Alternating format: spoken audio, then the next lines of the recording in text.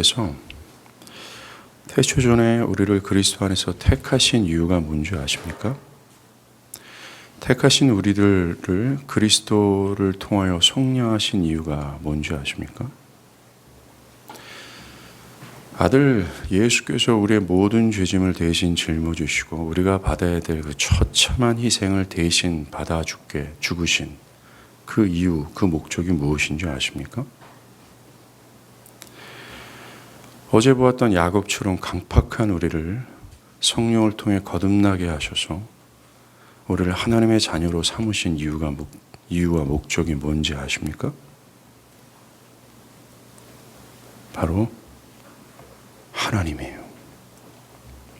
어제 제가 말씀드린 것처럼 구속을 받은 모든 신자를 향한 하나님의 목적은 바로 이거 하나입니다. 여러분이 예수 그리스도를 믿고 성령으로 거듭나 하나님의 자녀가 되었다면 하나님은 지금 이 목적하는 푯대를 향해서 여러분들을 끌고 가시고 계심을 저는 믿습니다. 뭡니까? 하나님이 온 우주의 가장 큰 보화이심을 깨닫고 하나님을 지상 최고의 즐거움으로 삼는 것이죠. 그래서 내 마음과 내 삶에 다른 무엇이 아닌 오직 하나님만 두고자 분투하도록 하는 삶, 그러한 내면 하나님을 죽어도 좋을 정도로 사랑하며 심지어 내 목숨을 지불하면서까지 하나님을 사랑하여 하나님의 뜻에 복종하는 바로 그 하나님을 위하여 우리를 택하시고 그리스도의 피로 속량하시고 하나님을 우리는 거듭나게 하셨다라는 거예요. 그리고 전 인생을 통해서 하나님은 어제 야곱을 봤던 것처럼 우리를 두들기시며 이 목표와 이 푯대를 향해 끌고 가신다는 겁니다. 야곱이 하나님을 기뻐하기 위해서 야곱이 하나님 난 다른 것이 필요 없습니다. 하나님이 필요합니다. 그전에는 야망을 위해서 하나님을 구했습니다. 그전에는 돈을 위해서 하나님을 구했어요. 그런데 환도뼈가 꺾인 야곱이 하나님 난 다른 게 필요 없습니다. 단 한 가지입니다. 하나님 나와 함께 하여 주시옵소서 라고 하면서 그 하나님이 그 인생을 향한 목적이 야곱 안에 성취가 됐어요. 근데 그 목적을 성취하기 위해서 방해되는 요소가 있었습니다. 그게 뭐예요? 야곱의 야곱됨이었어요. 야곱의 고집과 교만과 끊임없이 자기를 주장하는 것과 하나님 앞에서 꺾이지 않는 것과 하나님이 말하고 은혜를 주고 또 주어도 여전히 나나나나나나 팔팔하게 살아있는 그 자아 때문입니다. 결국 하나님께서는 그를 사랑하셔서 그에게 나타나시고 그를 씨름하셔서 그를 승케 하셨죠. 뭡니까? 그를 하나님이 필요한 자로 만들어 버리시는 거죠. 저는 바랍니다. 하나님께서 여러분들을 야복으로 부르셔서 환도뼈라는 여러분들의 중심, 여러분들의 자아, 기고만장한 여러분들의 내면을 꺾고 하나님 앞에 탈탈 털려 하나님이여 나는 하나님이 필요합니다 라고 하시는 선택하시고 그리스도의 피로 속량하시고 우리를 거듭나게 하신 그 최종의 목적인 하나님께로 인도하는 거예요. 하나님께로 인도함 받아 그 찬란한 하나님의 영광을 보고 와우! 이 은혜를 누리길 바랍니다. 오늘도 야곱을 사랑하신 하나님은 하나님의 당신의 영광을 보여주시고자 야곱을 가리고 있던 세겜을 산산히 부수시는 사건을 보여주십니다.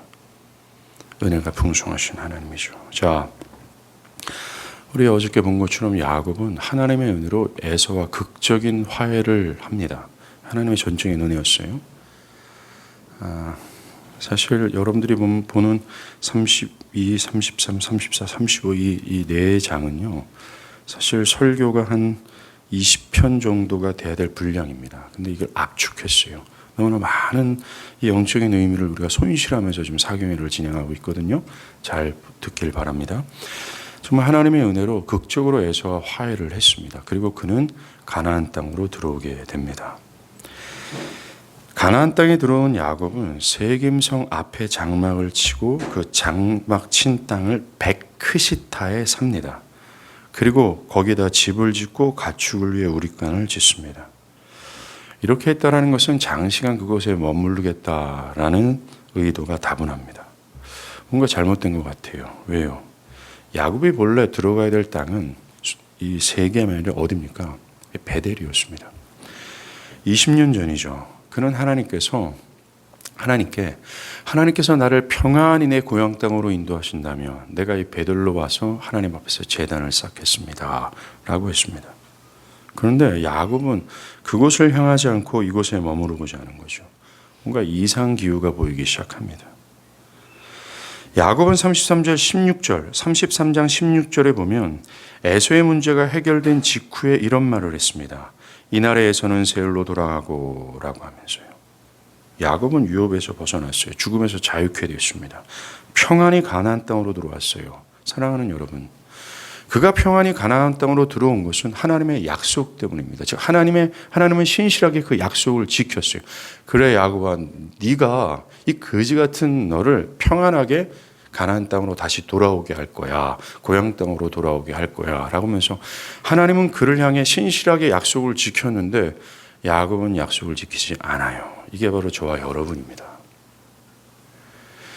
야곱처럼 전혀 자격 없는 자를 위해서 피 흘리시기까지 당신의 자녀로 삼으신 그 자녀들의 실체가 그거예요. 하나님은 지금도 우리를 향한 하나님의 약속을 신실하게 또 신실하게 변함없이 마치 파도처럼 밀고 들어오고 계속 밀고 들어오고 있어요. 단 한 번도 당신의 약속을 어기지 않았다라는 겁니다. 문제는 우리는 하나님의 약속을 아랑곳하지 않는다는 거죠. 베델로 올라가야 되는데 우리는 안 올라가는 거예요. 하나님 변함없이 그리스도 안에 있는 우리가 거지같이 부패하고 죄를 사랑하며 세상을 향하고 세상을 흠모하고 밥 먹듯이 하나님을 향하지 않음에도 불구하고 그리스도 안에 있는 우리를 변함없이 사랑하시고 의롭다 하세요. 그리고 저 천국의 땅 한 조각을 주신 이 권리를 조금도 취소하지 아니하십니다. 끝까지 인내하시고 또 인내하셔서 그 약속을 지켜내고 계세요. 그런데 우리는 어떻습니까? 이걸 우리한테 고발해 주는 거죠, 이 성경은.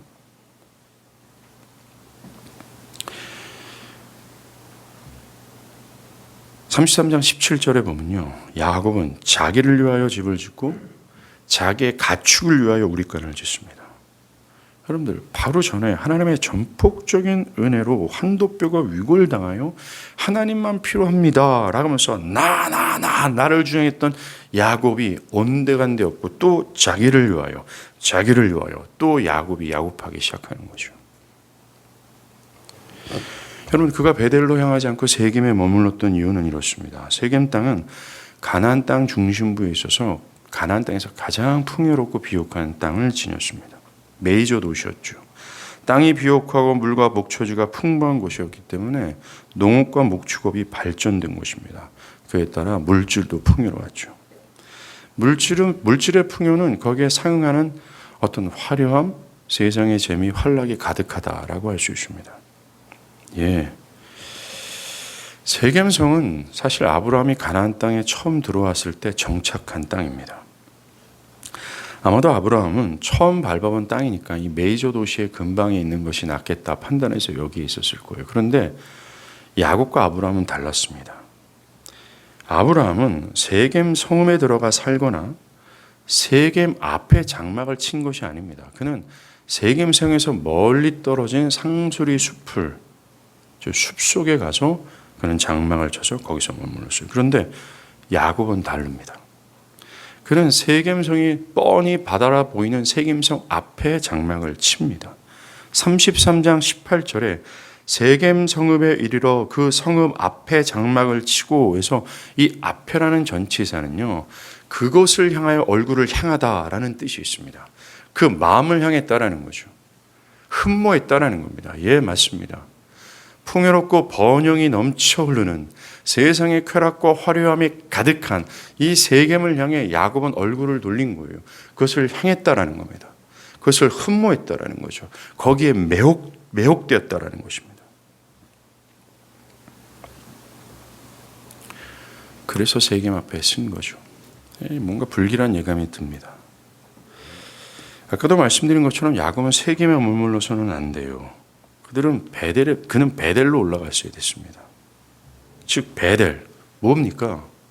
그가 베델에서 하나님을 예배하겠습니다라는 것은 하나님께서 나에게 은혜를 베푸신다면 나에게 베푸신 은혜의 하나님을 내가 인정하겠습니다라는 뜻이에요. 은혜의 하나님을 인정하겠다라는 뜻이 뭡니까? 하나님의 모든 천하의 유일한 여호와 하나님이심을 인정하고 그분 앞에 자신이 전폭적으로 무릎을 꿇고 당신을 경배하겠습니다라는 것입니다. 그리고 야곱은 그와 함께 하나님께 내가 11조를 드리겠습니다라는 겁니다. 11조가 말해주는 게 뭡니까? 돈이잖아요. 이 돈이 나 자신을 예표한단 말입니다. 뭡니까? 나의 모든 것을 하나님께 드릴 정도로 하나님은 나의 즐거움이요, 나의 사랑이요, 나의 전부라는 거예요. 예수님께서도 네 물질이 있는 곳에 네 마음이 있어라고 그랬어요. 이 11조의 의미가 그랬어요. 즉, 이 베델이라는 것은 야곱에게 베델은 하나님, 은혜의 하나님을 인정하면서 그 앞에 온전히 내가 전폭적으로 무릎을 꿇고 그 하나님을 경배하겠다는 거예요. 하나님을 경외하겠다는 겁니다. 다른 것을 내 마음에 두지 않겠다는 거예요. 오직 하나님을 중심에 두겠다라는 말입니다. 하나님을 중심에 두고 어떤 희생을 지불하면서까지 하나님을 따르겠다라는 거예요. 그리고 11조 나의 전부를 하나님께 다 부어드리고 하나님께서 내게 최상의 기쁨이 되도록 내가 그렇게 삶과 내면을 유지하겠다라는 고백이에요. 그게 베델이에요. 그럼 그곳으로 올라가야 됩니다. 그런 삶과 내면으로 올라가야 돼요. 근데 세겜에 있습니다.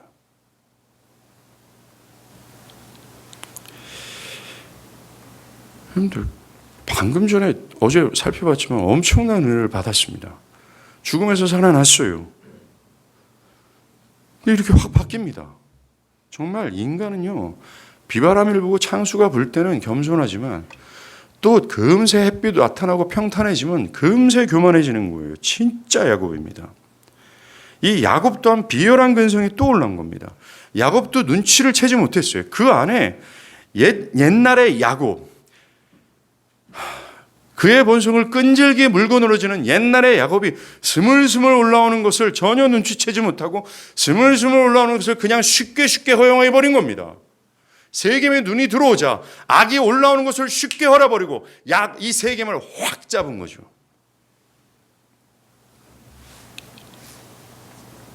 이것 때문에 어떤 일이 발생하는 줄 아십니까? 하나뿐인 딸 디나가 세겜성의 추장의 아들인 세겜에게 강간을 당하고 그 일로 말미암아 야곱을 비롯한 모든 일가족이 몰살당할 위기에 처하게 돼요. 사랑하는 여러분, 여기서 우리는 우리의 얼굴을 어디로 향해야 되는지를 우리는 분명히 생각할 수 있습니다. 아까도 말했지만 여기서 말하는 베델, 바로 그거예요. 그 베델입니다. 우리가 비록 야곱처럼 위대한 은혜를 입었다 할지라도 우리 안에는요, 옛 야곱이 있어요. 우리가 환도뼈가 꺾이고 하나님의 찬란한 영광을 보는 그 누구도 말할 수 없는 위대한 하나님의 은혜를 입는다 할지라도 여러분 안에는 옛 야곱이 스물스물 기어 올라온다는 겁니다. 스물스물 기어 올라오는 악이 있어요. 그 악들은 우리를 베델이 아니라 나를 위하여 라고 하면서 나의 현재와 미래를 집착하고 그 나의 현재와 미래를 강화하고자 하는 습성으로 만들어버리는 거예요. 그쪽으로 이끈다라는 겁니다. 그리고 내 안에 계속해서 올라오는 이 악들은요, 하나님보다 내 직장을 우선으로 하고 하나님보다 내 집과 내 학업과 내 미래가 우선이 되어버리고, 그리고 끊임없이 올라오는 내 악들은 뭡니까? 내 자신을 통으로 하나님께 드리기보다는 세상의 화려함과 명성을 흠모하며 그 얼굴을 세상에 향하도록 한다는 겁니다. 스물스물 올라오는 악을 눈치채지 하면 안 돼요. 우리는 이것을 깨어 있어야 됩니다. 옛날에 거지 같은 근성들이 있잖아요. 교만함이 있다는 겁니다. 이기적인 근성들, 못돼 처먹은 것들, 이 모든 것들이 스물스물 올라옵니다. 우리는 어영부영 허용하다가는 세상의 매혹에 사로잡히게 되고 그 결과 야곱이 닥친 이 불행을 능히 경험한다는 것을 깨닫기를 바랍니다. 여러분이 지금 무엇을 향하고 있는가를 한번 보십시오. 베델입니까? 아니면 세겜입니까? 여러분의 영혼이 무엇을 향하고 있는가로, 여러분이 무엇을 향하고 있는가로 여러분의 영혼의 상태가 결정돼요.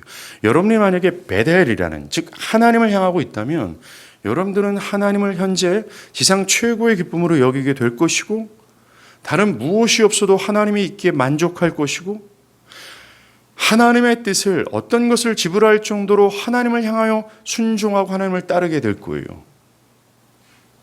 즉 여러분들이 무엇을 향하고 있는가가 여러분의 영혼의 상태를 결정짓는다라는 겁니다. 반대로 여러분들이 하나님이 아니라 세겜을 향하고 있다면 여러분들 뭐 하고 있을까요? 현재와 미래를 강화하고자 돈, 부동산, 주식, 미치도록 땅을 파도 미치도록 정말 미치도록 세겜을 향할 겁니다. 끌어오는 악을 어영부영 허용하는 것이 아니라 끌어오는 악을 눈치를 채고 명확하게 이걸 악이라는 사실을 알면서도 이게 악이 아니기를 바라는 마음으로 살아가고 있을 거예요. 여러분들 악을 기뻐할 겁니다. 악한 자신의 상태를 수만 가지의 변명으로 일색하면서 능히 자기를 위장하고 기만할 수 있을 거예요. 악을 기뻐하죠. 여러분의 삶을 한번 생각해 보세요. 여러분들의 내면을 한번, 여러분들이 지금 악을 기뻐하고 악을 사랑하고 있는 것이 아닙니까? 세겜을 향하고 있는 나 자신의 이 올라오는 악을 억제하고 절제하고 돌이키고자 하는 마음 없이 악을 즐기고 있지 않습니까? 여러분들이 만약에 세겜을 향하고 있다면 현재와 미래를 강화하느냐고 혈안이 되어 있을 겁니다. 나를 위하여 집을 짓고 나를 위하여 직장을, 온통 나를 위하여 했던 야곱과 같은 이 짓을 자행하고 있는 것이 뻔해요. 정말 여러분의 영혼의 상태는 여러분들이 어디를 향하고 있는가를 절실하게 드러내 줍니다. 여러분이 비록 야복이라는 어마무시한 하나님의 은혜를 입었다 할지라도 베델로 향하지 않는다면, 여러분들이 그 하나님을 향하지 않는다면 저는 확신하고 또 확신합니다. 여러분은 세겜을 향하고 있을 거예요. 둘 중에 하나입니다. 둘 다를 향할 수 없습니다. 왜요? 이 두 가지는 서로 반대편에 있기 때문에 그래요. 우리가 하나님을 향하면 세겜을 향할 수 없어요. 우리가 세겜을 향하면 하나님을 향할 수가 없습니다. 동시에 향할 수 없어요. 그래서 주님은 말씀하지 않았습니까? 물질과 나를 동시에 섬길 수 없다라고 얘기해요. 둘 중에 하나를 택하라고 얘기합니다. 성경은 우리에게 요구하는 것이 이거예요. 하나님이 아니면 세상이에요. 세상이 아니면 하나님이라는 겁니다. 둘이 절대로 혼합될 수 없어요. 어찌 거룩한 것이 더러운 것과 함께 있을 수 있겠어요? 근데 우리는 그 거룩하신 하나님을 더러운 세상과 혼합시켜버립니다. 이게 죄악 아닙니까?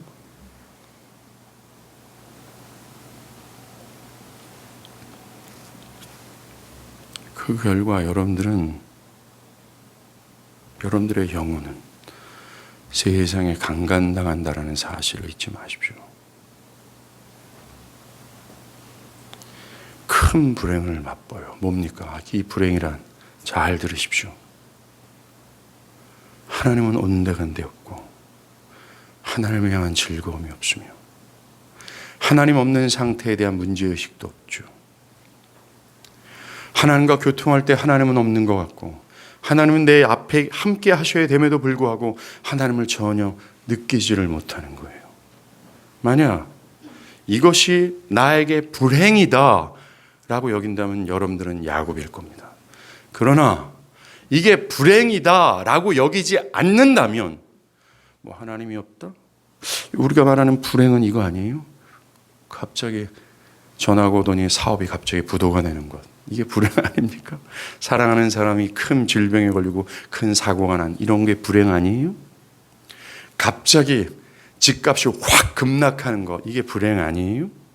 갑자기 회사에서 통보해서 너의 모든 직장과 앞으로의 인생을 다 빼앗겠다, 이게 불행 아니에요? 이것을 불행이라고 여기는 사람들은 제가 확신하건만 야곱이 아니라 불신자입니다. 하나님 백성이 아니에요. 여러분들이 만약에 세겜을 향한다면 여러분들은 불행을 겪게 돼요. 즉 세상에 강간을 당한다는 겁니다. 여러분들의 내면이. 순결함은 사라지고 하나님은 온데간데 없고 뭡니까? 세상만 가득하고 세상을 흠모하고 하나님을 못 느끼는 거죠. 이것이 내가 불행이다 라고 깨달은 것이 야곱들이고 구속받은 야곱들이고 이게 불행이 아닌 것 같은데 라고 나는 그런 게 불행이 아닌데 이건 철저한 불신자이며 철저하게 그들은 어제 언급한 것처럼 그들을 향해 하나님의 심판과 형벌이 다가오고 있습니다. 지옥이라는 것이죠. 자, 딸 디나가 이 세겜 땅의 여자를 보러 나갑니다. 흠모했다라는 거죠. 야곱의 딸 디나도 그 땅의 사람들의 그 땅의 화려함에 그 땅의 번성을 흠모했다라는 거예요. 아버지 야곱이 세겜이 뻔히 바라봐 보이는 그곳에 장막을 쳤어요. 그러다 보니까 야곱의 모든 가문도 세겜을 훅 바라볼 수밖에 없습니다. 그 결과 디나도 세겜을 흠모할 수밖에 없었어요. 간 겁니다. 그런데 세겜의 주장, 그가 강간하죠. 디나는 자신의 의도와 달리 힘없이 당한 겁니다.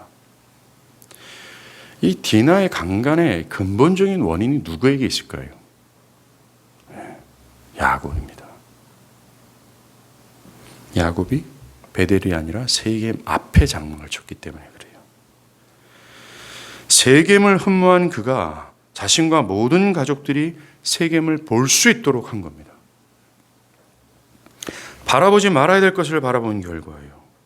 야곱이 하나님께 얼굴을 향하지 않을 때 하나밖에 없는 딸이 고통과 부끄러움과 평생의 상처를 입은 겁니다. 더 나아가 집안 전체가 몰살을 받게 돼요. 몰살을 당하는 위기 앞에 섭니다. 여러분들 야곱이 얼마나 세겜을 사모하는지 한번 들어보십시오. 자, 디나가 강간을 당했어요. 그때 아버지 야곱은 아무런 조치를 취하지 않습니다. 5절에 보면 그가 들었어요. 그런데 잠잠했다라고 기록합니다. 아버지로서 정상적인 행동이 아니죠. 현재 딸 디나는 강간범 집에 있는 상태이기에 불안하고 두려운 상태에 있었을 겁니다. 그렇다면 아버지라면 어떻게 될까요? 야삽을 들든 꽃갱이를 들든 뭘 들고 일단 가야 되는 게 아버지의 정상적인 행동 아닙니까? 뭔가를 하나 들지요. 그 세겜성이 아무리 힘이 세고 그 안에 군사가 아무리 유능한 또 실력 있는 군사가 있다 할지라도 아버지는 그게 보이지 않아요. 눈이 돌아갔기 때문에 그렇습니다. 야곱은 침묵합니다. 야곱의 아들들의 말처럼 지금 우리에게 부끄러운 일을 당했어요. 심히 분노하고 근심해야 되는데 야곱은 침묵합니다. 그가 왜 침묵했는지 아십니까? 바로 이거예요. 그런데 이제 그가 이제 결국 이제 시몬과 레위가 그 소식을 듣고 사실 이 세겜에 들어가서 다 죽이거든요. 사실 거짓으로 사실 다 죽입니다. 좀 이따 얘기할 거예요. 그 계획을 알고 있었어요. 시몬과 레위가 세겜성 남자를 무차별하게 죽인 후에 야곱은 그들의 도덕성을 책망하기보다는 야 이놈아 니네들 때문에 우리 집이 다 지금 멸망하게 됐다라고 얘기합니다. 그는 지금 자신의 목숨과 재산을 지금 카운트하고 있어요. 돈이 없어질까 봐 손해를 볼까 봐 걱정한 것입니다. 이 정황을 보면 야곱은 계속해서 세겜이에요. 그의 화려한 문화, 번영을 흠모하고 그 앞에 머물러 있기를 바랬습니다. 이 디나의 강간 사건 때문에 큰 소란이 일어나서 자신이 세겜을 떠나기를 원치 않았어요.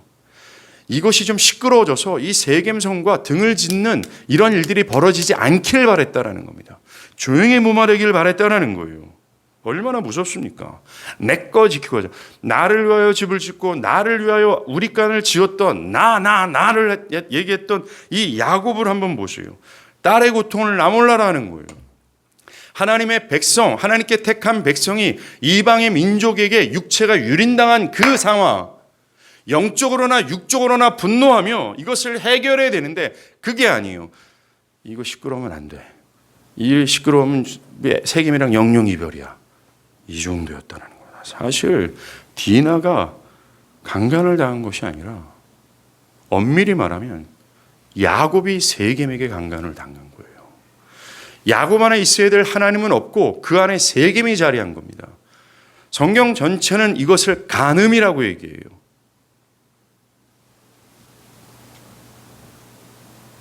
사랑하는 여러분, 이 야곱이 바로 나라는 걸 아십니까? 우리는 오직 나예요.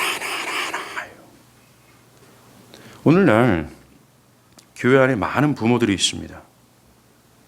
그 부모님들 대부분이요, 베델을 향하고 있지 않아요. 그 얼굴을 세겜으로 향하고 있습니다. 제가 몇 년 전인가, 1, 2년 전인가요?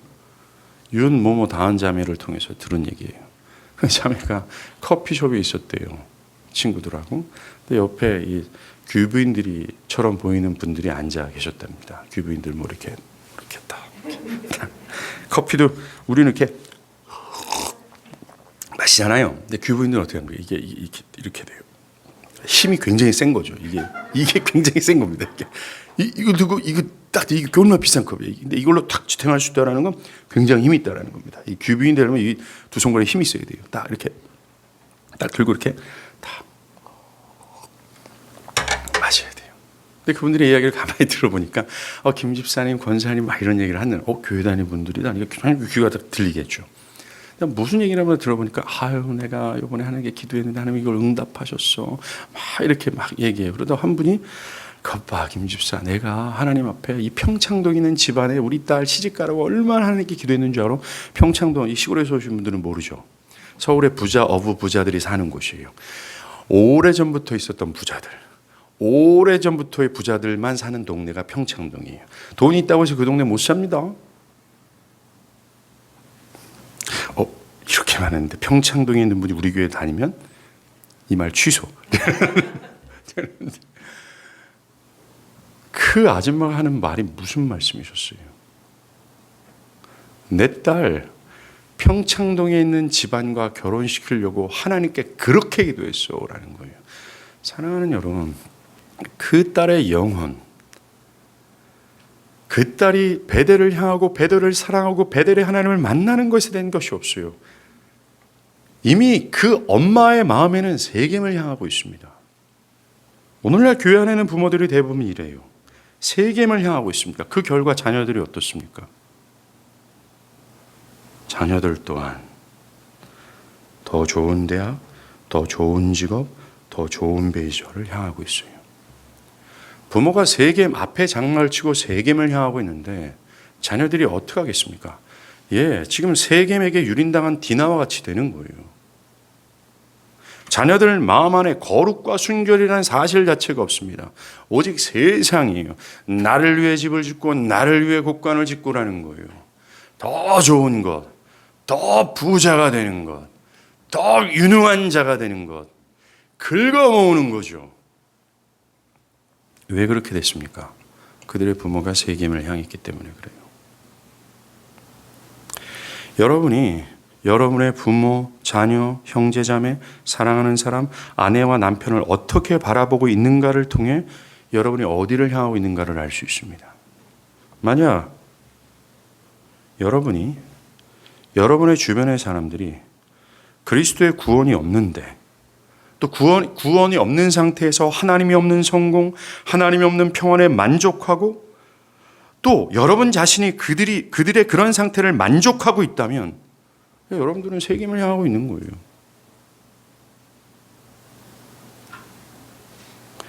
내 사랑하는 사람이 지금 하나님이 없어요. 베델이 없다라는 겁니다. 하나님의 중심이 없어요.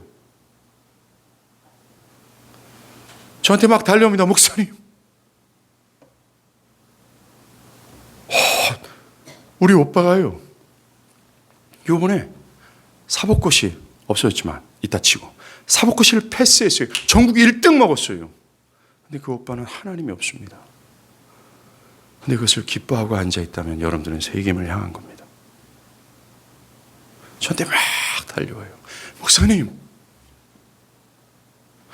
우리 집이요, 지금 이렇게 이게 뻥 터졌어요. 한번 유전이 터졌어요.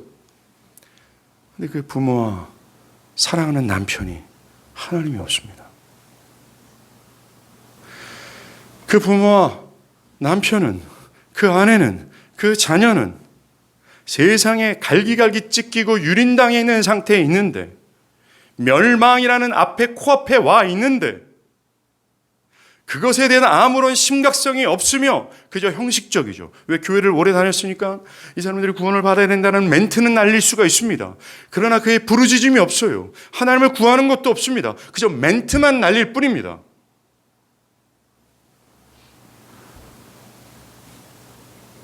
때로는 그렇게 하나님 없는 성공을 부러워한다면 여러분들 세겜을 향하고 있는 거예요. 여러분들은 여러분들의 부모와 형제와 자매와 사랑하는 사람들이 이 세상에 유린당하고 강간당하고 있는 상태에서 여러분들의 마음은 어떻습니까? 복음이 없고 하나님이 없는 그들의 영혼의 상태를 보면서 여러분들은 어떻습니까? 그들의 성공을 그냥 좋아라 합니까? 내가 하나님이 없어요. 세상에서는 주의권을 가진 그 주의권을 가진 것 때문에 만족하고 기뻐합니까?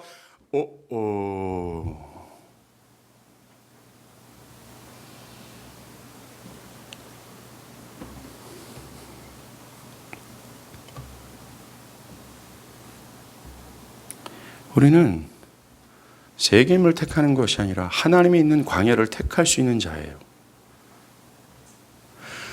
눈옆이 캄캄하다 할지라도 거기에 하나님이 계시다면 그것을 택해야 될 자들입니다. 야곱을 한번 생각해 보세요. 여러분, 그는 하나님을 가졌죠. 하나님께서 그와 함께 하십니다. 야곱은 하나님이 나와 함께 있을 때 어떤 복과 은혜가 있는지를 경험적으로 아는 사람이었습니다. 하란에 20년 동안 하나님이 함께 하자 다른 사람들 뼈 빠지게 수십 년 동안 모을 재산을 단 1, 2년 안에 확 모아버렸어요. 하나님이 있으면 되는구나. 경험적으로 알았습니다. 삼촌을 나만이 군대를 이끌고 자기 잡아 죽이려고 쫓아올 때 하나님께서 그 삼촌 라반에게 나타나셔서 야, 너 야곱 죽이지 마. 하나님이 있으면 죽음에서도 구원이구나. 경험적으로 알았어요. 얼마 전에 형 에사가 자기 잡아 죽이려고 올 때 하나님이 함께하자 어떻게 됐습니까? 20년 동안의 앙금과 이 분노 한순간에 사라지지 않았습니까? 하나님이 있으면 되는구나. 이거 경험적으로 알았어요. 세겜 택할 필요 없이 베델로 가도 하나님이 능히 나를 풍요롭게 하고 나를 지키시고 보호하실 거라는 걸 알았습니다. 여러분들, 야곱이 베델을 또 세겜을 흠모했던 이유가 뭔지 아십니까? 여러분, 세겜 사람들이 히위 족속이에요. 여러분들 공부 좀 하신 분들은 알 거예요. 히타이트족. 서울대 묻겠습니다. 히타이트족 알아요? 연대 묻겠습니다. 자, 히타이트 압니까? 몰라요. 여러분들 다 정말 그 없습니다. 우리가 사실 이게 다 수준, 이게 평균, 이게 아예 안 돼요. 다. 히타이트, 역사상 최초로 철기 문화를 사용한 최고 강한 족속이 히타이트족이었습니다. 가나안 땅 위에 땅을, 옛날 터키 지역의 땅을 차지하고 있는 그 민족이에요. 이 세겜성의 사람들이 히위 족속이에요. 야곱은 사실 가나안 땅은요, 싸움꾼들이 우글거리는 곳이었습니다. 왜냐하면은 이 아라비아 사막 전체 중에서 유일하게 땅을 기경할 수 있는 땅이 이 손바닥만한 가나안 땅 여기밖에 없었어요. 그래서 이 주변에는 강한 민족들만 여기 모여 살았고 여기에 존재하려면 어떻게 돼요? 정말 깡패가 돼야 됩니다. 그 중에서 최고 센 게 이 히위 족속이었어요.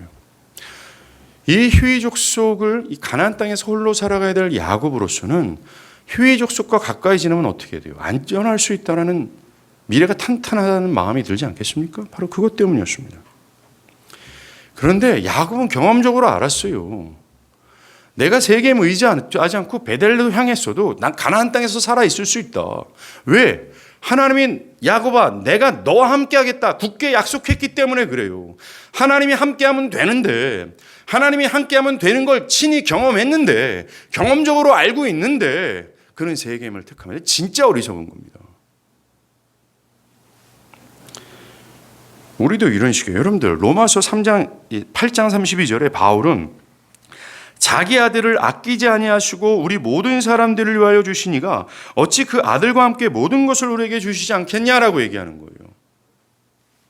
세겜이 없으면 불안하고 세겜이 없으면 망할 것 같고 세겜이 없으면 죽을 것 같은 우리들에게 하나님 말씀해 주는 거예요. 야 이놈아, 내가 아들 줬잖아. 아들 줄 정도로 너희를 사랑하는데 하물며 다른 것을 너한테 통으로 안 주겠어 라는 거예요. 제가 여기 서 있을 수 있었던 것은 하나님이 약속을 지키셨기 때문에 그렇습니다. 하나님이 저와 함께 하셨어요. 그래서 저는 이 인생을 여기까지 살 수 있었습니다. 온갖 가난과 위기와 슬픔과 절망과 자포자기에 설 날이 너무나도 많았습니다. 저희 모든 가족들도 그랬어요. 우리 가족이라는 것은 우리 엄마, 우리 형 이렇게 얘기하는 거죠. 김영채 목사 가정도 마찬가지였습니다. 하나님께서 이 약속을 지키셨기 때문에 그리고 저는 이 약속을 굳게 붙들었을 뿐이라는 겁니다. 하나님이 있으면 돼요. 이걸 믿어야 되지 않겠습니까? 예수님도 당신을 따르는 자들에게 뭐라 그래요? 무엇을 먹을까? 무엇을 마실까? 무엇을 입을까? 걱정하지 마라. 공중 나는 새 좀 봐. 이 들에 핀 이 들국화 좀 봐. 아버지께서 얘네들 다 하잖아. 하물며 너희들을 하나님께서 안 하시겠어? 라고 주님이 약속했어요. 그러면서 그 모든 거 하나님께 맡기고 제발 먼저 그 나라와 의를 좀 구해라고 말씀하셨습니다. 사랑하는 여러분, 우리가 해야 될 일이 뭔지 아세요? 무엇을 마실까, 무엇을 먹을까, 무엇을 입을까는 하나님께 맡기고 우리는 먼저 그 나라와 의를 구하는 거예요. 즉 하나님 구하는 겁니다. 베델을 구하는 거예요.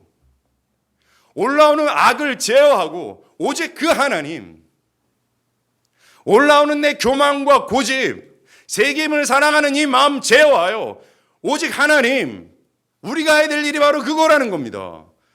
이 영적이면서 가장 중요한 우리의 사명은 온데간데 없고 다 치워버리고 우리가 추구하는 게 뭐예요? 하나님 못 믿을 것 같으니까 세겜 확보하려고 하는 거잖아요. 하나님 못 믿고 세겜이라는 보험을 한두 개라도 들고 싶어 한단 말입니다. 그러다 지옥 가요. 이게 이방인들이라고 예수님이 직접 입으로 말씀하지 않았습니까? 그러다 지옥 가는 거예요. 그렇게 해서 지옥 가는 것이 아니라 그가 지옥 가는 이유는 그 안에 정말 하나님을 향한 믿음이 없다라는 걸 증명했기 때문에 그래요. 하나님 믿어야 되는데 세겜 믿는 걸 통해서 이놈 교회 다니지만 진짜 하나님 안 믿네. 요거 지옥 가야 되겠다라고 지옥 가는 겁니다. 그럼 지옥은 우리 앞에 진짜 가까이 있어요. 우리가 향해야 될 건 세겜이 아니라 베델입니다. 그 하나님이 있으면 된다니까요. 자, 디나를 강간한 세겜이 디나를 아내로 맞이하고 싶거든요. 사실 이건 순전한 사랑이 아닙니다. 치고 들어가면. 디나를 갖고 싶어서 아버지를 찾아가요. 야곱이죠. 야곱을 찾아갑니다. 그리고 야곱에게 굉장히 설득력 있는 제안을 합니다. 이 세겜의 아버지 하몰이 오늘 보면 이 8절부터 12절까지 이런 제안을 해요. 첫 번째, 디나를 세겜의 아내로 삼게 해달라고 합니다. 그 당시 결혼하지 않은 여자를 범하게 되면 지참금을 가지고 여자를 데리고 오는 것이 법도였어요. 그러나 가나안 사람들과는 결혼하지 말아라 라고 하는 이 야곱 가문에서는 하나님의 법안에서는 이게 허용되는 것이 아니었습니다. 두 번째, 하물은 야곱에게 너희와 우리 자녀들이 서로 결혼하게 하자. 그리고 한 민족을 이루자라는 겁니다. 연합을 이루자라고 얘기합니다. 연합. 얼마나 멋진 단어입니까? 그리고 하물은 야곱에게 너희가 우리 땅에 함께 살면서 서로 교류하자. 그리고 서로 풍요롭게 하자. 연합뿐만 아니라 화평과 번영을 약속하자라는 거예요.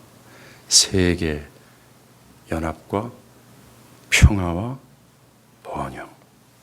모든 인류가 좋아하는 단어 아닙니까? 그뿐만이 아니죠. 세겜도 디나를 아내로 삼고 싶어서 야곱에게 이런 제안을 해요. 야곱이요, 지참금이 얼마를 부르든지 말씀만 하소서. 달라는 대로 내가 다 줄게요. 돈을 사랑했던 야곱으로서는 굉장히 달콤한 제안이 됩니다. 그리고 가나안 땅에 살려면 이런 가문과 사돈 맺는 것, 이거는 불러도 뻔하죠. 좋은 겁니다. 여러분들이 자녀가 있다고 생각하십시오. 장성했어요. 딸이 있습니다. 예수 잘 믿는 놈을 딸과 결혼시키겠어요? 예수는 좀 그렇지만 세상에서 반짝반짝 빛나는 놈과 내 딸 결혼시키겠어요? 어떻게 할 겁니까?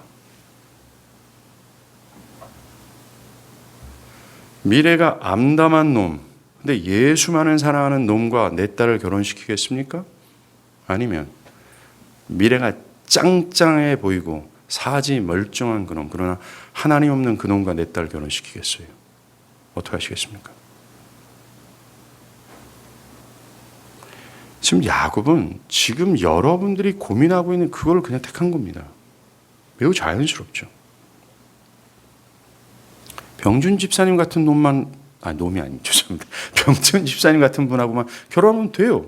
비록 머리를 까져도, 얼굴이 못생기고, 빚은 산더미에 있어도, 저런 분과 결혼하면 됩니다. 100만 불짜리의 가치 아니겠습니까? 여러분 중에 어떤 와이프들은, 목사님, 내 남편은요. 예. 여러분들의 남편이 머리가 까지고 못생기고 빚이 산더미였으면 그렇게 얘기했을 겁니다. 저는 굉장히 그럴싸하고 상당히 달콤한 유혹 아닙니까? 그러나 그 달콤한 제안 안에는 꿍꿍이 속이 있었어요. 굉장히 좋은 슬로건을 이 하몰이 제시를 했지만 23절을 한번 보십시오. 22절과 23절 같이, 이거는 하몰이 자기 세겜성 사람들한테 얘기하는 건데요. 여러분들만 읽어보시겠어요? 시작.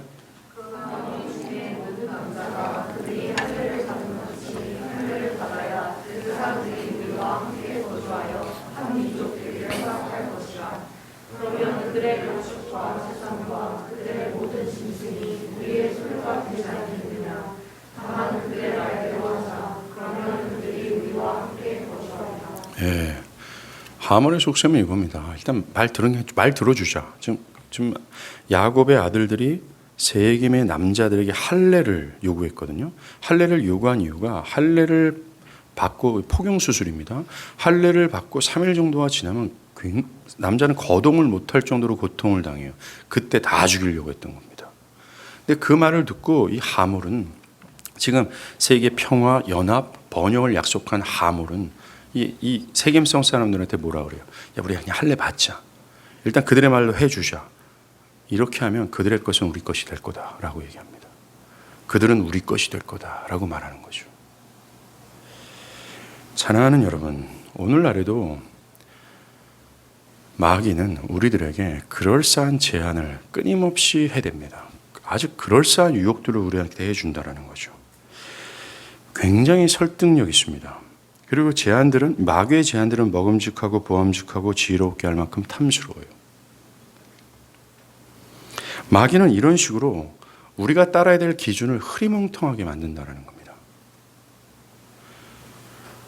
마치 하나님의 법은 너무나 완고하고 레디컬한 것처럼 느끼게 하며, 자기들의 제안은 매우 화해와 평화와 융화를 중시하는 것처럼, 그렇게 외골수적으로 믿는다는 것은 너무나 꼴통 보수와 같은 거야. 어느 정도의 타입은 영혼들을 사랑하는 거야 라는 식의 제안들을 항상 한다는 거죠. 우리의 기준을 흐리게 하죠. 먹고 사는 것을 위해 그리스도를 따라가는 것을 주저하게 합니다. 날카로운 진리보다 우호적이고 호의적인 것으로 유혹합니다.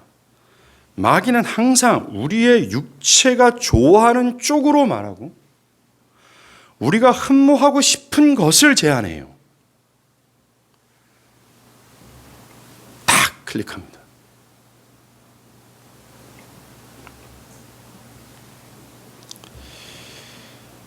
그러나 거기에는 우리의 영적인 목숨을 노리는 마귀의 거짓이, 꽁꿍이가 숨어 있다는 것을 기억하길 바랍니다.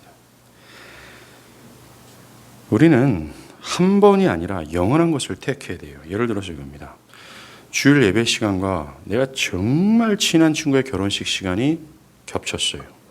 바로 그때 대부분의 사람들은 이렇게 얘기합니다. 목사님, 예배는 다음 주에도 드릴 수 있지만 친구 결혼식은 한 번뿐이잖아요. 라면서 친구 결혼식을 택합니다. 인 것처럼 사람들은 지금 당장 지금만 택해요. 영원한 것, 이것을 등한시합니다. 만약에 이런 식이었다면 지금껏, 지금 당장의 것, 이것만 택했다면 기독교에서는 순교가 있을 수가 없어요. 왜 사람들이 목숨을 버리면서까지 주님을 따랐을까요? 사랑하는 여러분, 지금은 국가에서 예수를 믿는다고 우리의 목을 치지는 않습니다. 그렇다고 순교가 멈췄을까요? 즉 주님을 따라가는데 나의 것을 내려놓는 것이 멈췄을까요? 절대 그렇지 않습니다. 우리는 끊임없이 순교에 직면하게 돼요. 우리는 끊임없이 나의 것을 내려놔야 주님을 따라갈 수 있는 상황에 직면하게 돼요. 그런데 우리는 이제까지 이것저것 피하느냐고 그것을 직면한 경험이 없어요. 우리에게 길들여진 건 이렇게 저렇게 살살 피하고 이렇게 적당히 저렇게 이렇게 하는 이 신앙적 습관이 뼛속 깊숙이 DNA까지 들어가 있어요. 그래서 우리는 순교라는 것이 없습니다. 가능하면 예배하고 그렇지 않으면 안 하는 거죠. 가능하면 주를 따르고 그 주를 따르지 못할 때 그것을 희생하면서 이거 못해요. 때로는 직장을 내려놔야 되는데 그런 걸 못합니다. 때로는 진급을 포기해야 되는데 그런 걸 안 합니다. 때로는 친한 친구와 영원히 결별해야 되는데 그걸 안 합니다. 제가 예를 들은 적이 있었죠. 길선주 목사님입니다. 길선주 목사님이 예수를 믿기 전이에요. 저 북쪽에서 사실 때 도교에 심취했어요. 그리고 변신술에 둔갑술에 능했다고 합니다. 그 둔갑술에 능했다는 게 뭔지 모르겠어요. 원숭이입니다. 이런 건지 뭔지를 모르겠어요. 도교에 능해서 예언도 막 적중했다. 점치는 것처럼.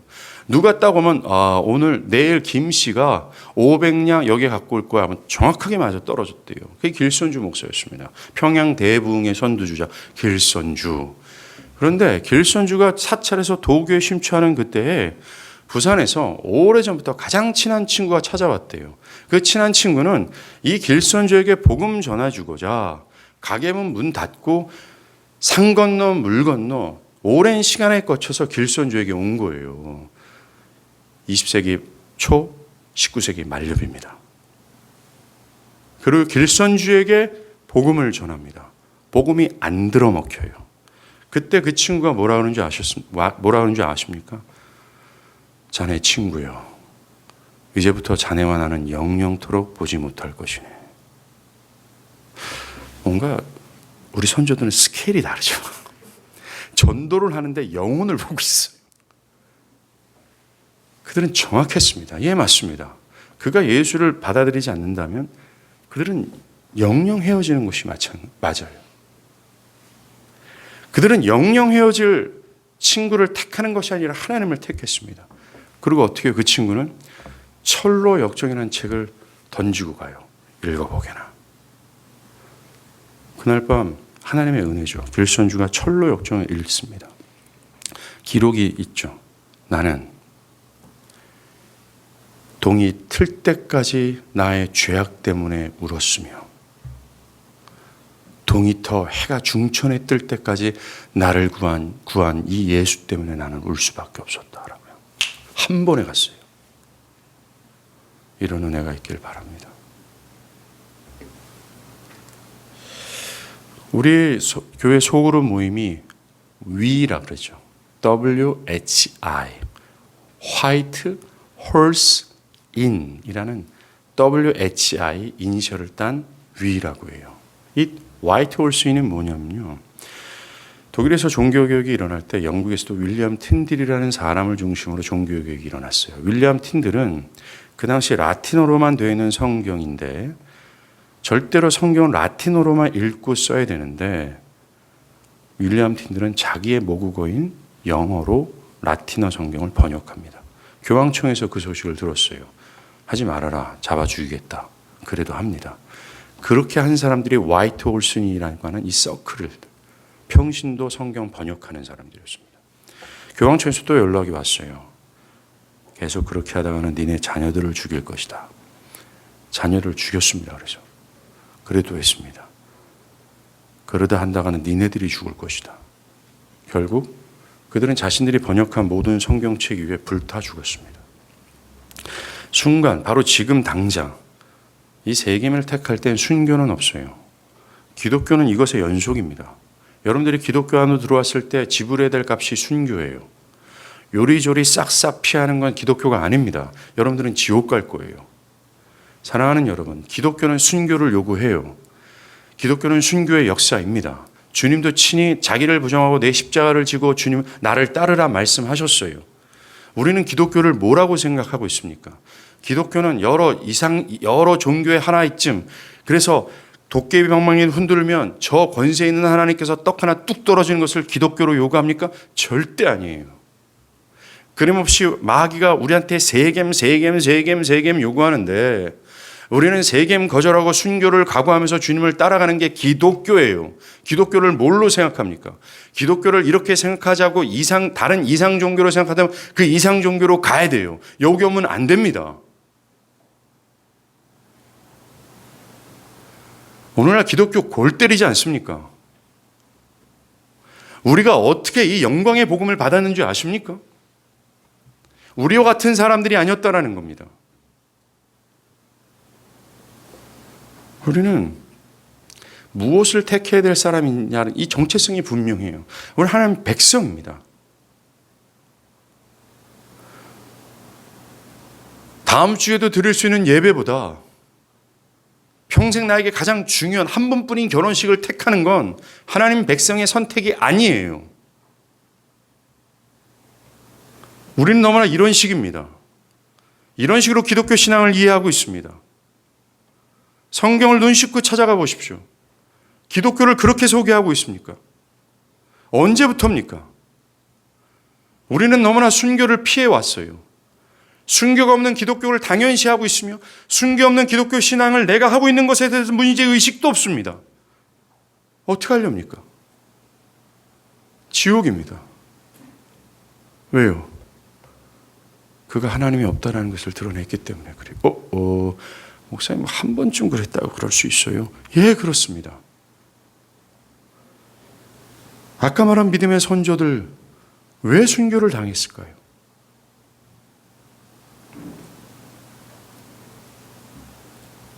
여러분들, 야곱은 딸 강간의 소식을 듣고 행동하지 않습니다. 계속 어정쩡했어요. 그 어정쩡한 상태로 말미암아 어떤 일이 발생하는 줄 아십니까? 대량 학살이 벌어지는 거예요. 그가 선한 것을 빨리 행동했어야 됩니다. 디나를 어떻게 처치하든 아들이 세겜성 남자들을 몰살한다는 계획을 들었을 때, 알았을 때 그것을 빨리 행동했어야 돼요. 그러나 고민만 했습니다. 어정쩡했어요. 어떤 행동도 하지 않았습니다. 결과가 어떻게 됩니까? 선한 것을 하지 않자 악한 것이 발동하기 시작했어요.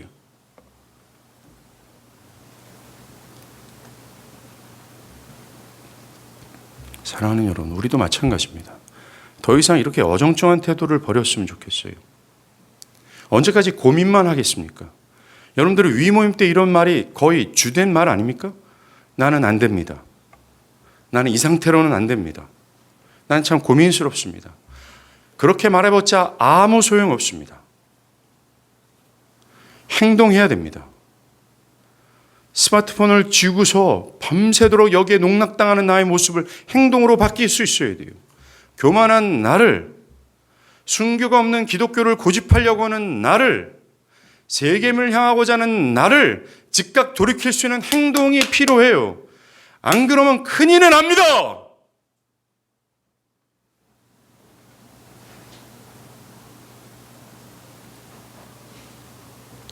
빨리 뭔가 행동해야 돼요. 빨리 잘라버려야 됩니다.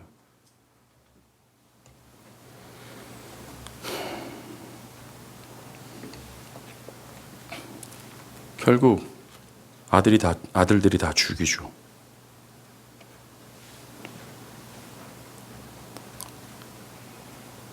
그 결과 가나안 모든 족속들이 야곱을 죽이려고 해요. 야곱이 야 인마 니네들 때문에 나와 우리 가문이 다 멸망하게 생겼어. 이런 일을 자초했던 게 야곱이에요. 어정쩡했기 때문에 그렇습니다. 우물쭈물했기 때문에 그래요. 사랑하는 여러분, 주저하는 것이 지긋지긋하지 않습니까? 언제까지 주저하고 고민하고 근심만 하려고 합니까? 돌이켜야 됩니다. 돌이켜야 되죠. 어디를요? 베델로 돌이켜야 됩니다. 그 영광의 하나님으로.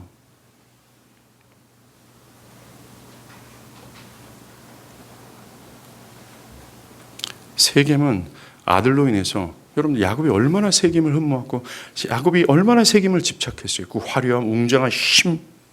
근데 어떻게 됩니까? 야곱의 아들로 인해서 죽음이었어요. 시체 썩는 냄새가 진동하는 흉물로 바뀌었습니다. 이것이 지금 여러분들이 흠모하는 세상의 실제예요.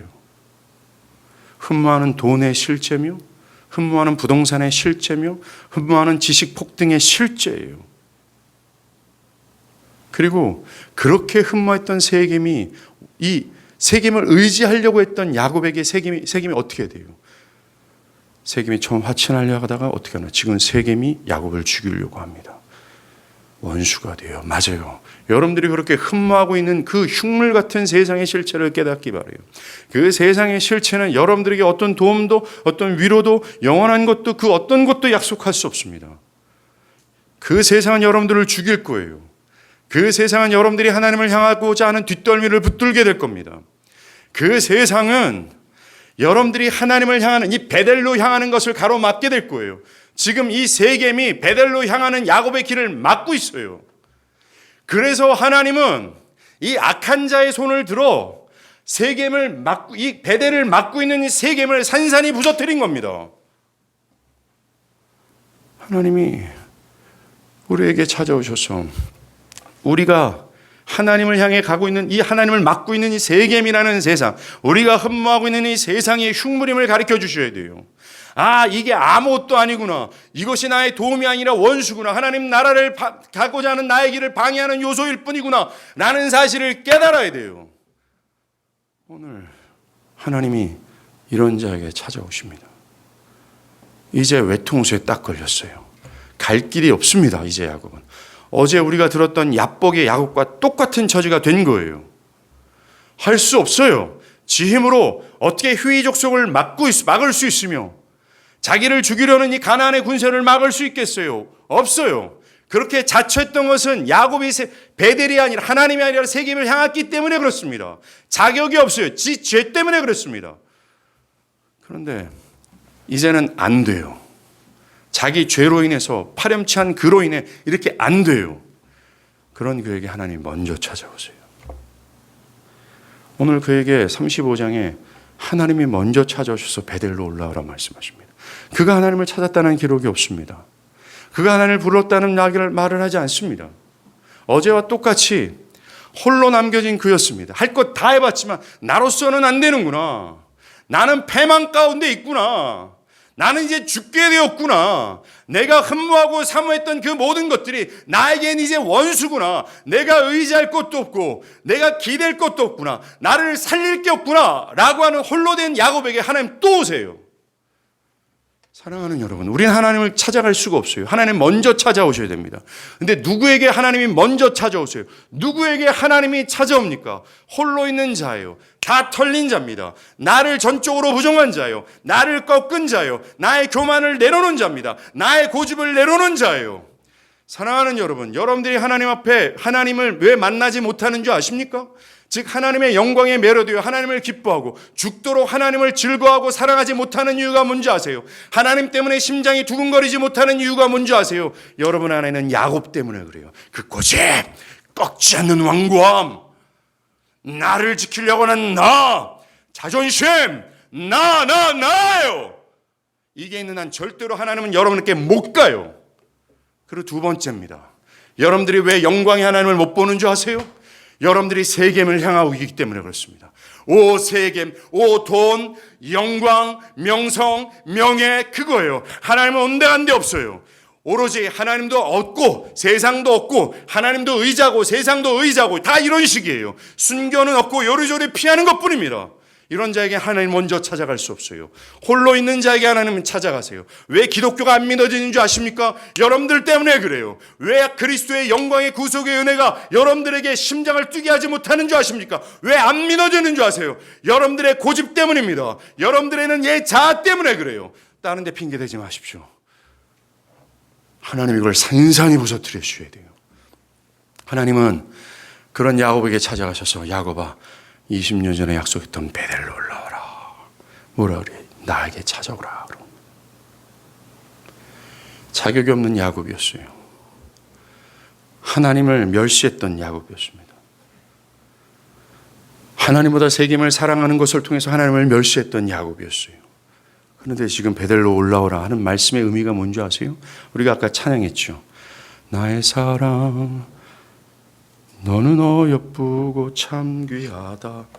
너는 보석보다 귀하다. 그 다음 뭐예요?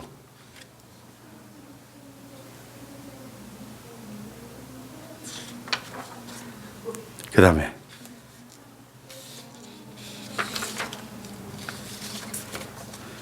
네, 됐어요. 예, 나의 사랑 너는 어여쁘고 참 귀하다. 나의 보석보다 귀하다. 네가 사랑스럽지 않을 때 너를 온전히 사랑하고 너와 함께하려 내가 왔노라. 이걸 하는 겁니다, 주님. 그리고 나의 사랑, 이 사랑은 결코 변하지 않아. 모든 계절 돌보시네. 환장하죠. 이 사랑은 결코 변치 않은 것을 볼 수 있습니다. 엊그저께 야곱에서 하나님이 그렇게 구해줬는데 하나님 새카맣게 있고 또 배신 때리고 하나님 등쳤던 야곱이에요. 진짜 야곱이 야곱입니다. 그런데 그에게 하나님이 먼저 찾아서 에이 야곱 베델로 올라와. 이 말이 이거예요. 나의 사랑, 이 사랑은 결코 변치 않는다. 20년 전에 그리스도 안에서 내가 너를 사랑하겠다. 내가 너와 함께하겠다. 영원히 네가 어떤 상황과 처지에 있든지 간에 나는 너를 사랑하겠다고 하는 이 하나님의 변치 않는 사랑에 대한 고백이 왜 베델로 올라와라는 거예요. 베델로 올라와라라는 임성은 하나님의 당신의 선하심을 거침없이 드러낸 거예요. 이 하나님의 선하심을 보고 싶지 않습니까? 오늘도 그 선하신 하나님은 여러분들을 부르고 계세요. 에이 베델로 올라오라 라고. 오늘 말씀을 들을 때 내가 야곱과 같구나라는 생각이 드는 분들은 하나님의 음성을 들으십시오. 하나님이 나에게 베델로 올라오라 하시는구나. 20년 전에 자격 없는 나에게 찾아오신 하나님, 자격 없는 나를 그리스도 안에서 영원토록 당신의 자녀로 삼으신 하나님, 나를 변하지 않게 사랑하시고 영원토록 함께 하신다 약속하신 하나님, 그것을 말로만이 아니라 진짜 경험했잖아요. 20년 만에 무사히 고향 땅으로 찾아오게 하신 그 하나님, 그 은혜의 하나님은 오늘도 우리에게 말씀하시는 거예요. 그리스도를 우리에게 주시면까지 우리를 사랑하시고 그리스도를 십자가에서 갈기에 찢기시면서까지 우리의 모든 죄를 사하신 그 하나님께서 우리를 구원하시고자 베델로 올라오시라는 거예요. 사랑하는 여러분, 우리가 이 음성을 들어야 되지 않겠습니까? 이 베델로 올라오라는 이 음성을 들을 때 야곱의 마음이 어땠을까요? 야곱의 마음이, 그는 하나님의 은혜에 사로잡혀서 통의 눈물을 흘렸습니다. 어찌 나 같은 자를 20년 전에도 형을 속이고 아버지를 속였던 이 정말 나 같은 죄인에게 찾아오신 그 하나님, 얼마 전에 형 에서의 손에서 나를 구원하셨구만 하나님을 배신 땡긴 나 같은 죄인을 다시 은혜를 베푸시니 몸둘 바를 모르겠구나.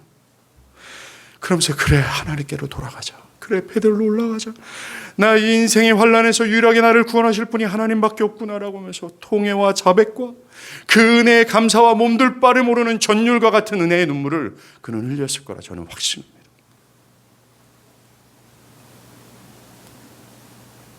그러면서 야곱은 마지막으로 자기 집안 식구 전체에게 여러분 우리 베델로 올라갑시다 라고 얘기합니다. 야곱이 이때 말하는 게 아니라 지금도 말해요. 사랑하는 여러분 베델로 같이 올라갑시다 라고. 그리스도 안에서 하나님의 은혜를 받았던 우리, 자격 없는 아들을 우리에게 주시고 끝까지 사랑하신다 하신 하나님, 그런데 우리는 베델이 아니라 세겜을 향했어요. 하나님은 없고 하나님 없는 세상을 흠모하고 세상의 힘과 돈을 의지하며 그것을 향했습니다. 그것에 얼굴을 돌렸고 그것이 흉물이며 그것들이 영원하신 하나님과 결별하게 하며 그의 영혼을 강간하는 것임에도 모르고 여전히 우리는 세상을 향하여 얼굴을 돌리고 있습니다. 그것 자체가 우리가 지금 직면할 환난과도 마찬가지예요. 우리는 영혼의 큰 위기에 빠졌습니다. 사랑하는 여러분, 제가 사경이를 위해서 기도하면서 저는 우리의 교회 각각의 영혼들의 심각성을 체감했습니다. 여러분들의 황폐해진 영혼들, 복음이 희미해진 여러분들의 영혼의 상태, 하나님을 향해서 생기를 잃어버린 상태, 다시 한번 생명을 되찾아야 될 이 극심한 환난날 앞에 우리가 있구나라는 것을 체감하며 기도회를 준비했습니다. 오늘 우리는 이 지금의 현재의 야곱 같은 처지예요. 우리는 환난 앞에 있습니다. 자격이 없어요. 우리가 할 수 있는 일도 없어요. 사랑하는 여러분, 우리의 모든 것들을 이 시간 내려놓길 바라요. 그리고 야곱처럼 베델로 올라가길 바랍니다. 야곱이 하나님의 살아있는 은혜로 양심이 살아났을 거예요. 내가 너무나 파렴치하고 자격이 없구나. 야, 이런 내가 또 하나님께 가면 하나님 받아줄까? 그럼에도 불구하고 그는 갔습니다. 왜요? 그는 하나님을 알았어요. 하나님은 은혜의 하나님으로서 하나님은 언제든지 찾으면 그를 멸시치 아니하시고 그에게 나타나신다는 걸 알았습니다. 사랑하는 여러분, 저를 비롯한 여기 있는 사람 다 야곱이에요. 누구 잘난 사람도 없습니다. 승리한 사람도 없어요. 우린 다 실패자 앞에 있습니다. 다 실패자로서 여기 있어요. 우리에게 필요한 건 단 한 가지입니다. 열애 없이 베델로 올라가는 거예요. 어제 교회를 처음 왔어도 30년 동안 교회를 왔어도 어제 복음의 은혜에 장악되었음에도 불구하고 우리는 하나님 앞에서 염치 없고 지금 현재 보이는 야곱과 같은 상태예요. 단 한 명도 예외가 아니에요. 다 베델로 올라가야 돼요. 하나님을 향해야 돼요. 그게 우리의 살 길입니다. 지금 야곱은 죽음 앞에 있어요. 그가 살 수 있는 길은 베델로 올라가는 것뿐이었습니다. 누가 베델로 올라올 거예요? 여러분들 누가 하나님을 향해서 갈 겁니까? 여러분들 오늘 선택하십시오. 여러분들이 영원히 살 수 있는 길을 택하세요. 지금부터 제발 좀 어정쩡하고 우물쭈물하지 않길 바랍니다. 그 지긋지긋한 우물쭈물과 말로만 근심만 하지 말고 베델로 올라가십시오. 그래야 삽니다. 기도하시겠습니다.